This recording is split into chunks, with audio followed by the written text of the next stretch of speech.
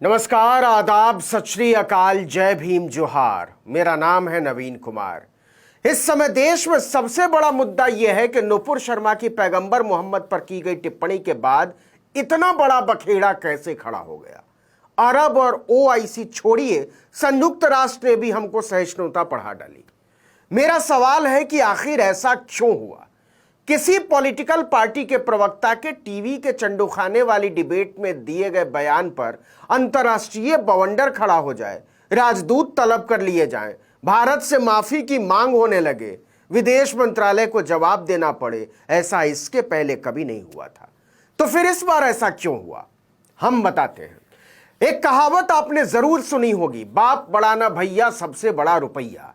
तो सर जी, सारा खेल इसी रुपये का है, वरना हिंदू मुसलमान का मामला होता तो बीजेपी कहां जाकर खेलती, इसका हम और आप बस अंदाजा ही लगा सकते हैं। अगर अभी भी आप सोच रहे हैं कि भारत में विदेशी मुद्रा सबसे ज्यादा अमेरिका में बसे हमारे भैया दीदी, चाचा ताऊ, फूफा मौसा, मामा मामी भेजते हैं, अपना देश छोड़कर अंकल सैम के देश जा बसे वैज्ञानिक, एमबीए, कारोबारी, investment banker, professor, doctor, engineer, designer, वकील जैसे लोग भेजते हैं, तो आप सरासर गलत सोचते हैं।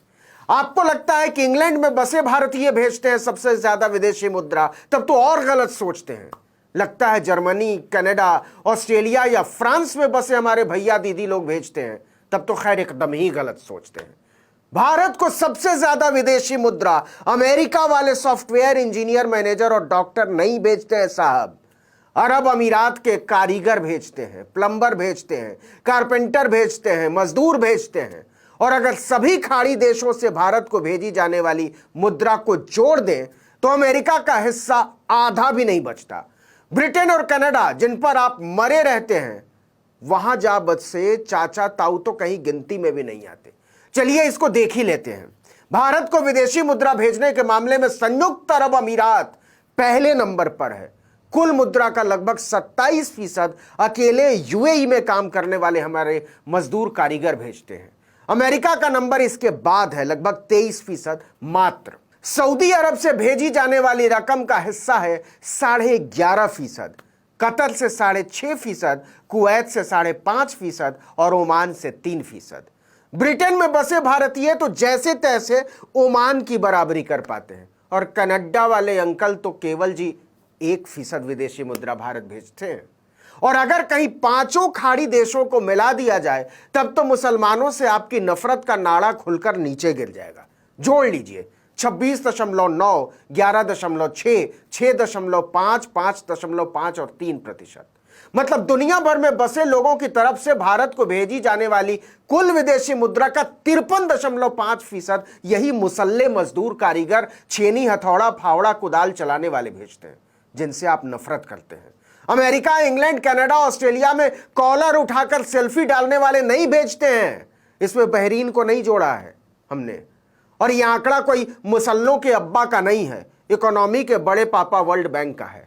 जिस विदेशी मुद्रा भंडार पर राष्ट्रवाद के स्वामी इतरा रहे हैं ना, उसके लिए 76 लाख भारतीय खाड़ी देशों में हाड़ तोड़कर कमा रहे हैं। अपने राष्ट्रवादी विदेश मंत्रालय का डेटा है ये कि अकेले यूएई में हमारे 31 लाख लोग काम करते हैं और 28 लाख सऊदी में, जिनको आप गरिया रहे हैं कि हाय राम, हमारे लंपटपन को लंपटपन कैसे कह दिया, लंपटपन के बिना हम जिएंगे कैसे, नारा बुलंद किए हुए हैं कि मुसल्लों ने हमारे लंपटपन को खोल कर कैसे रख दिया, हम बवाल कर देंगे, आपको जीने नहीं देंगे। आगे बढ़ते हैं। जो लोग इलेक्ट्रिक स्कूटी तक खरीदने की औकात नहीं रखते ना, वो भी इंतजार में बैठे हैं कि ऑयल इकोनॉमी खत्म होने वाली है, बस खत्म ही होने वाली है। इसके बाद अरब देश बर्बाद हो जाएंगे और इसके बाद मुसल्लों का तेल निकलेगा। अरे भाई, 10 रुपया तेल महंगा हो गया तो सुस्सू निकल गई खरीदने में। रोज अरब का मुंह ताकते हो कि आज क्या भाव दिया है, आओ पढ़ाते हैं तुमको। 30,90,000 बैरल तेल रोज इंपोर्ट करता है भारत। दुनिया के तीसरे सबसे बड़े ऑयल इंपोर्टर हैं हम। हमको जितनी जरूरत है उसका 84% तेल हमको आयात करना पड़ता है। ये तेल आता कहां से है? तो सुनिए, 14% अमेरिका से आता है, 15% अफ्रीका से आता है और पूरे 52.7% तेल हमारा हिंदू राष्ट्र मुस्लिम मिडिल ईस्ट से मंगवाता है, खरीदता है। मतलब खाड़ी देशों से तेल मिलना बंद हो जाए तो न चूल्हा जलेगा, न चक्की चलेगी, न आपकी कार चलेगी और न आपकी फुटानी। भारत सरकार की हवा टाइट होने के पीछे कोई हिंदू मुसलमान की कहानी नहीं है लंपट लालो, यह शुद्ध तौर पर कारोबारी मामला है। आप खुलेआम कह रहे हैं कि अगर मुसलमानों को भारत में रहना है तो दोयम दर्जे का नागरिक बनकर रहना होगा। आपके नेता कह रहे हैं कि हम कपड़ों से पहचान कर लेते हैं। आपका मंत्री कह रहा है कि देश के गद्दारों को जूते मारो। भाजपा के सांसद कह रहे हैं कि मुसलमानों का भारत में क्या काम। और यह सब कोई नुपुर शर्मा के जमाने में शुरू नहीं हुआ है। जरा सोच कर देखिए, जिनके पुरखों ने आजादी की लड़ाई लड़ी, जो यहां की मिट्टी में पैदा हुए और यहीं दफन हो गए, उन्हें खदेड़ने की बात कर रहे हैं। तो जो 76 लाख भारतीय खाड़ी देशों में ही विदेशी हैं, अगर उनको भगाना शुरू कर दिया तो आपकी अर्थव्यवस्था का क्या होगा?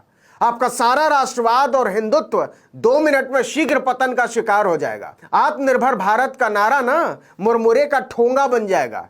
लेकिन मूर्खों की जमातों की समझ में यह बात नहीं आएगी। एक रिपोर्ट कहती है कि लगभग 86% कारोबार बढ़ा है भारत और खाड़ी देशों के बीच। 2020-21 में हम 27.8 अरब डॉलर का निर्यात करते थे उन्हें, और अब सीधे 44 अरब डॉलर का करते हैं।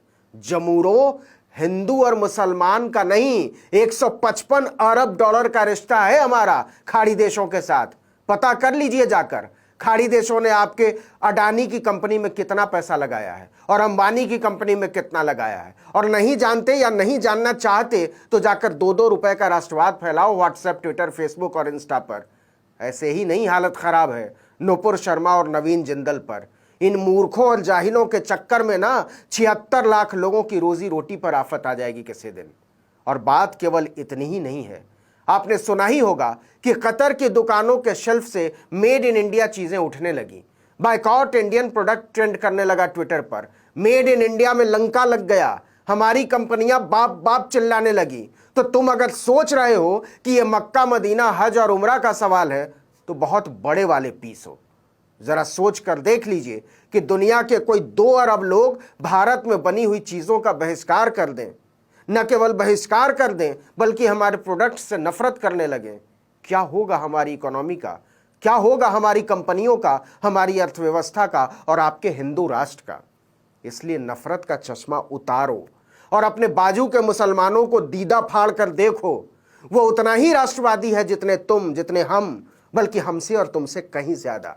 क्योंकि उसके पास तो भारत को छोड़ देने का विकल्प था 47 में, लेकिन उसने भारत को अपना वतन चुना। हमारे जैसे लोग जाते भी तो कहां जाते। चश्मा बदल कर देखो मेरे दोस्त, नफरतों में क्या कमाल रखा है। मोहब्बत की भूख भी प्यारी होती है और निवालों की यारी भी।